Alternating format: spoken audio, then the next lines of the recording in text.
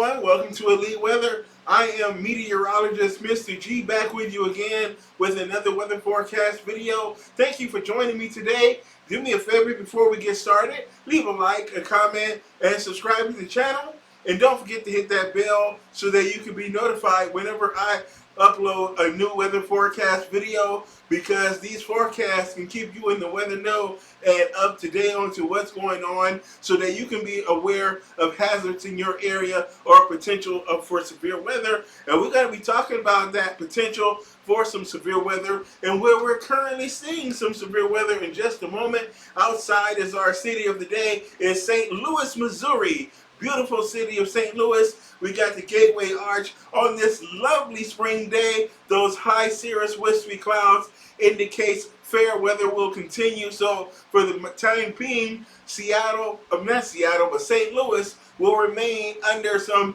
pretty good weather conditions with those temperatures in the 70s. Going to flirt with 80 as well. So again, another lovely day is going to remain on tap for the city in the St. Louis and our gateway to the west. So let's move on with that weather forecast as we take a look at the radar, and I can show you where some interesting weather is happening right now.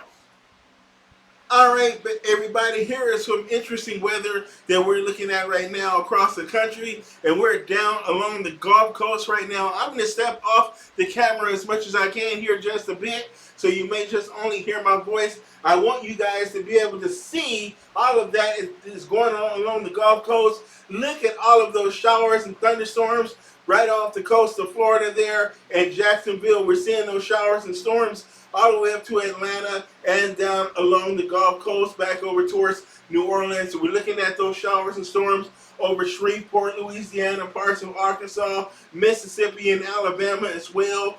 Those big showers, we're seeing those very heavy thunderstorms. You can see some severe storms down there right along the Gulf Coast right here. We're seeing another area of severe weather up here through parts of Georgia and South Carolina.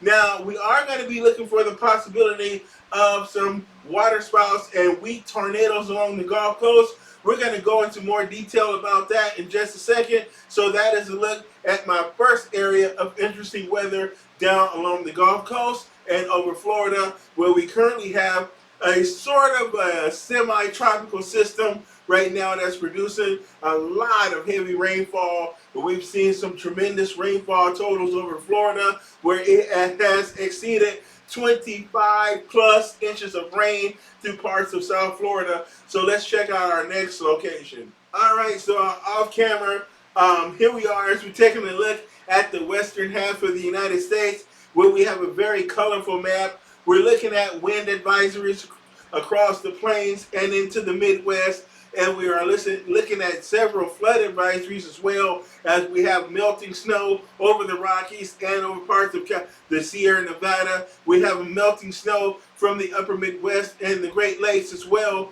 because we've had such warm temperatures this week where it has been in the 80s and even some 90s out there. There's been a few rogue 90s, so we're seeing a lot of river flooding over the Missouri River, the Mississippi River, the Red River, the Vermilion River. So we're seeing a lot of our major rivers running running high right now, about to get into that flood stage, because we're seeing that melting snow. So if you're in Minnesota and Iowa, you're going to have to watch out for ice jams as well. So we're going to be seeing ice block up some of those small streams that feed into those rivers, so we can see smaller rivers and streams overflow their banks because of the ice jam. So a lot is going on. We also see rainfall starting to develop over northern Minnesota and the Dakotas as well. We're seeing those showers start to develop, and we're seeing our snow coming out of the Rockies, and we're seeing that rainfall across the northern plains. This storm is going to move out into the Midwest, where we're going to see severe weather develop and some heavy rain, and we're going to kiss those really lovely temperatures that we've been having goodbye as well. It's going to hang on across the eastern United States a few more days, because we have to wait for the storm to get there before it cools things down. But in the meantime, you guys are going to bask in the sunshine. So that is a look at the radar and all the interesting things that is taking place across the country. Oh, I also want to mention we have some showers and some thunderstorms down across the southern deserts as well. So parts of Arizona and New Mexico, we're seeing some of that wet weather. So that is a look at the radar right now. Here is the rest of the forecast. So as we move on with the rest of our forecast and kind of dig into those details a little bit, here's a quick look at the temperatures across America right now and those current conditions. We are looking at all of those 70s across the Midwest and into the Great Lakes. We're seeing beautiful weather out there. We're seeing those 70s in the Northeast, 70s and 80s across the South. We're seeing it a little bit cooler right here because of cloud cover and rain. So we're seeing temperatures in the mid 60s down along the Gulf Coast. But that is strictly because of cloud cover. If it wasn't for that cloud cover, it would be 85 degrees along the Gulf Coast. We're seeing those 80s down here in Florida, and we're seeing those temperatures warm across the desert Southwest. It's still pretty early in the day out west, but you're going to be seeing those 80s and 90s start to appear later on this afternoon. It's still cold across the north there, the northern plains and the Rockies, but that cold air is going to make its way into the upper Midwest and the Great Lakes and the Northeast later this weekend and into early next week, so be prepared for that. Now, certainly the atmosphere will moderate that temperature, so we won't quite see that level of cold in the 20s out here, but we will see it drop down into the 40s, and we're going to see those 20s at night, but moderate to the 40s, maybe low 50s during the day for a couple of days before things evolve into a zonal east-west pattern. So we're going to see more seasonal temperatures across the upper Midwest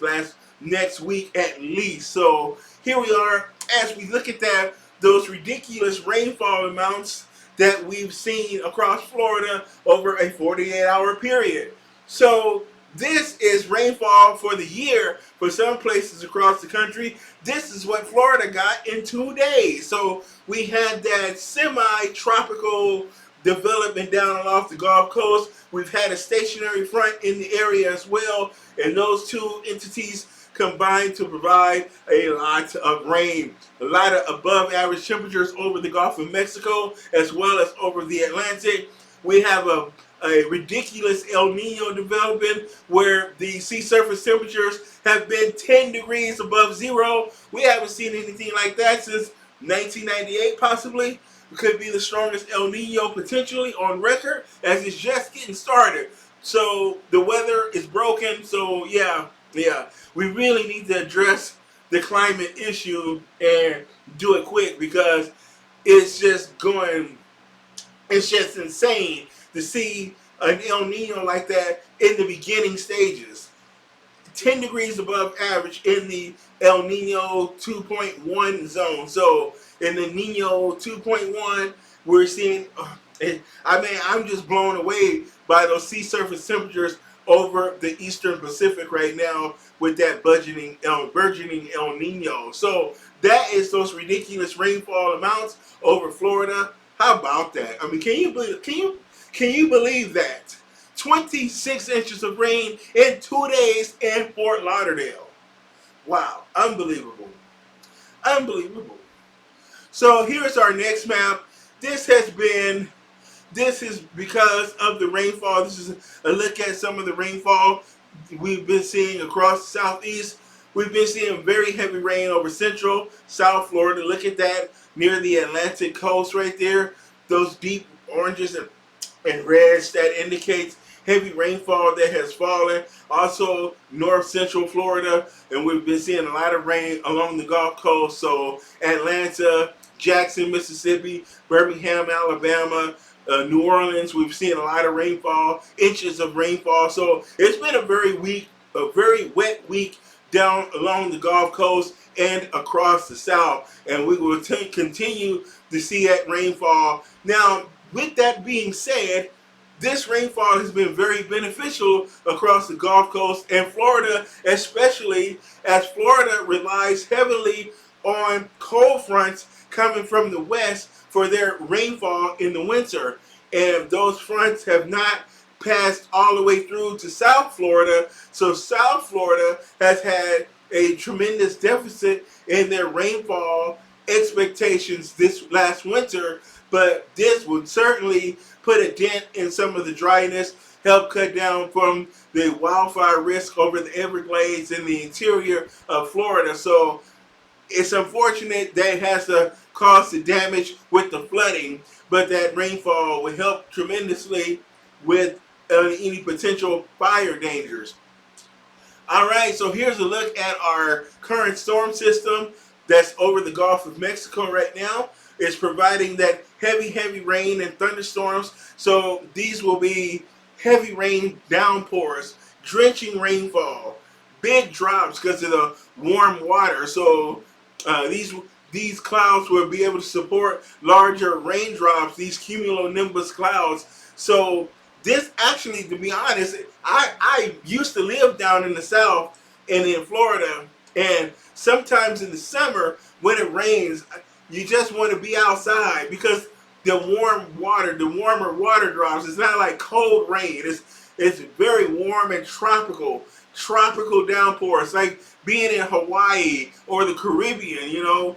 Very heavy showers. Some of them could be very brief, but they can put down a ton of rainfall in a 20 to 30 minute time span. So it's not like it's raining constantly. It's just these brief, heavy downpours, but there are numerous downpours. There are lots of rain, heavy rain, thunderstorms as well. And we're going to be looking at that potential for that severe weather down along the Gulf Coast and parts of the Southeast.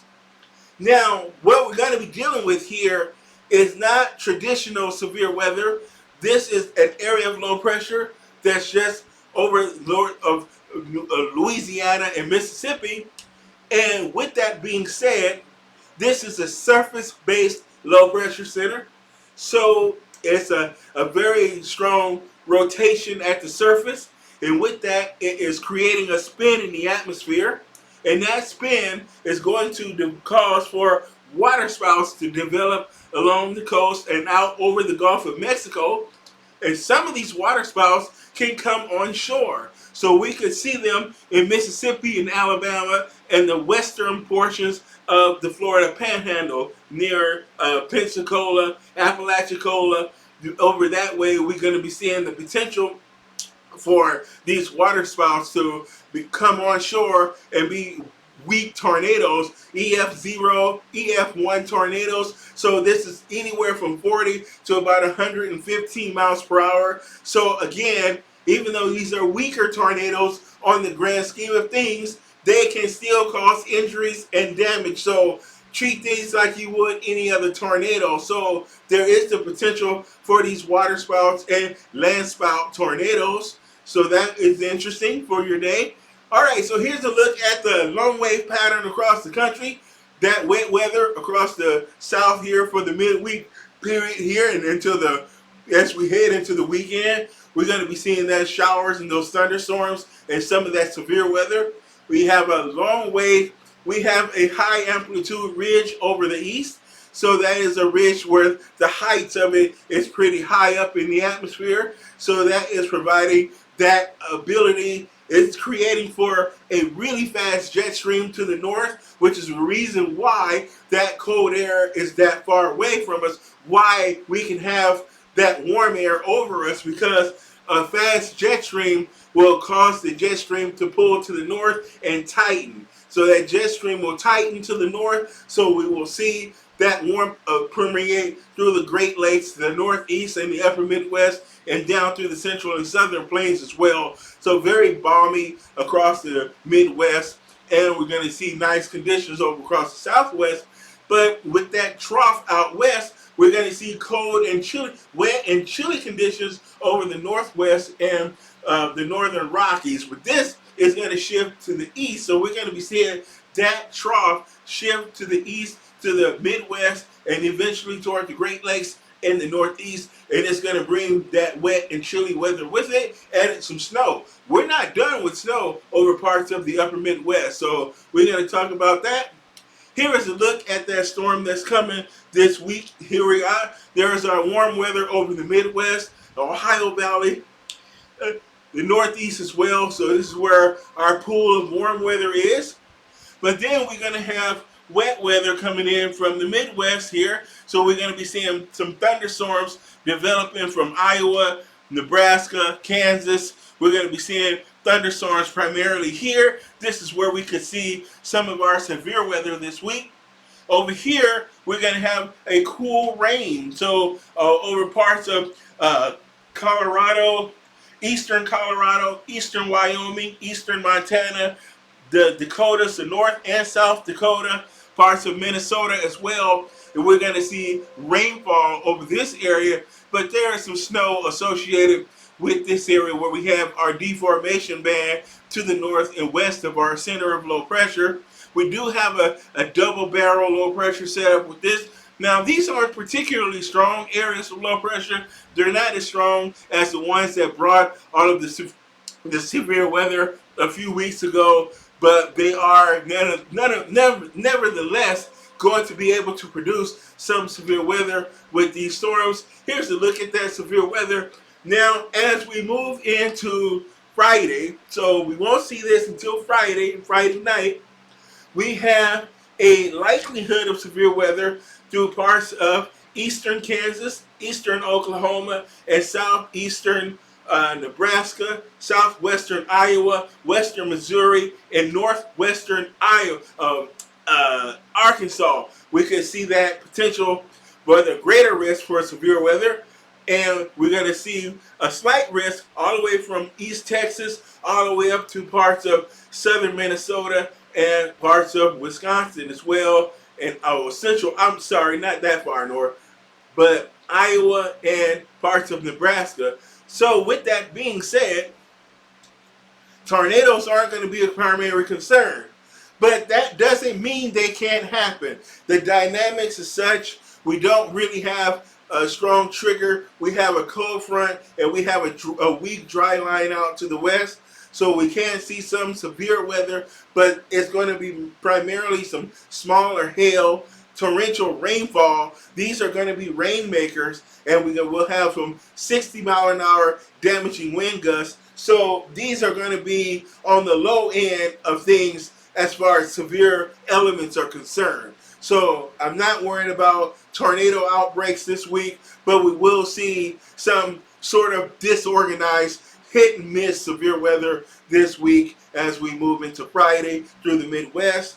And then on Saturday afternoon and evening, that severe weather will move further east. So we're going to be seeing it near Indiana, parts of Illinois, Kentucky, Tennessee, parts of eastern Arkansas and Missouri. We're going to see that potential for that stronger threat for severe weather, but the severe threat possibility exists all the way up into central Michigan and parts of Wisconsin and Ohio. We're going to see that, and that's going to extend further south to the Gulf Coast, which will include Jackson, Mississippi, Memphis, Tennessee, Little Rock, Arkansas, Houston, Texas, and New Orleans. You will see that slight risk for that severe weather, and the primary threat will be very heavy rain that will lead to flooding, some hail, a damaging wind gust to 65 miles per hour. So we won't have to worry too much about tornadoes. There is an isolated shot for a 75-mile-an-hour gust with a thunderstorm,